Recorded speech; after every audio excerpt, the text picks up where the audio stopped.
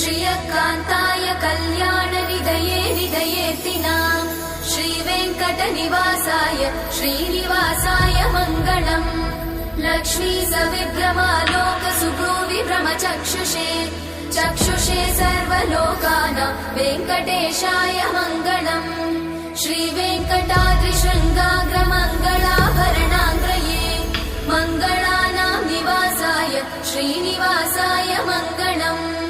सर्वावयव सौन्दर्य सम्पदा सर्वचेतसाम् सदा सम्मोहनायास्तु वेङ्कटेशाय मङ्गलम्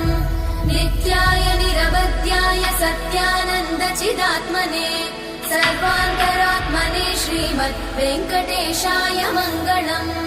स्वतः सर्वविदे सर्वशक्तये सर्वशेषिने सुलभाय सुशीलाय वेङ्कटेशाय मङ्गलम्।